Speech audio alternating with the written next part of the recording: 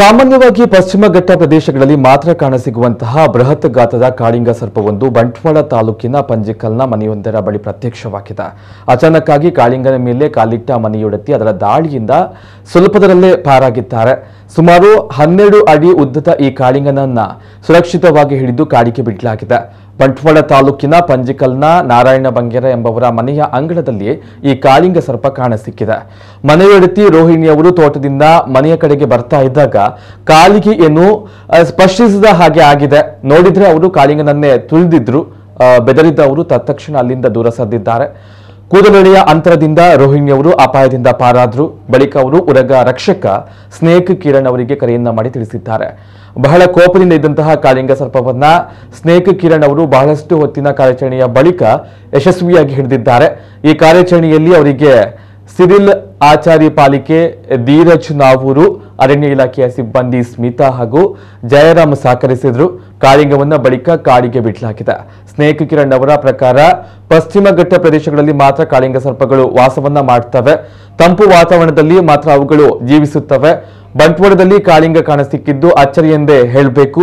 ಈ ಕಾಳಿಂಗ ಸರ್ಪ ಮರಗಳ ಲಾರಿಯಲ್ಲೋ ಅಥವಾ ಮತ್ತೊಂದು ಕಾಳಿಂಗವನ್ನ ಬೆನ್ನಟ್ಟಿಕೊಂಡು ಬಂದು ದಾರಿ ತಪ್ಪಿ ಬಂದಿರುವಂತಹ ಸಾಧ್ಯತೆ ಇದೆ. ಆದರೆ ಅತಿಯಾದ ಉಷ್ಣತೆ ಇರುವಂತಹ ವಾತಾವರಣದಲ್ಲಿ ಕಾಳಿಂಗ ಕಂಡು ಬರುವುದಿಲ್ಲ ಎಂದು ಹೇಳ್ತಾರೆ.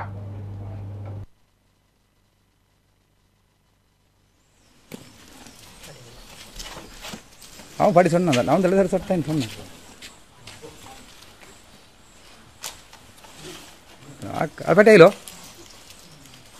ಪಟೇಲು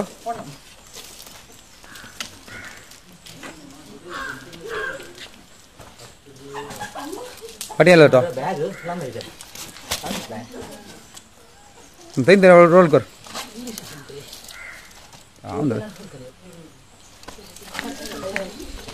हाँ ಏನ ತರ್ಜೆ ತಿಂತೆ ರೇತ ಅಂದಲ್ಲ ಹೆಲ್ಪ್ करदा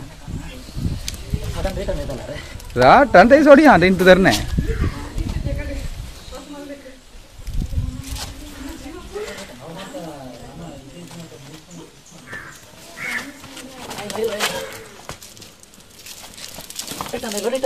वना सोड ಹೇಗಾಯ್ತು ಹಂಗೇನ ಎಷ್ಟು ಸೂಪರ್ ನಾನು ಐದು ಪಸ್ ಏತಾ ನಾನು तकते झाले तुझे तुझे पोते तकते आले म्हणजे ऐक पण नाही तू दे बरे करू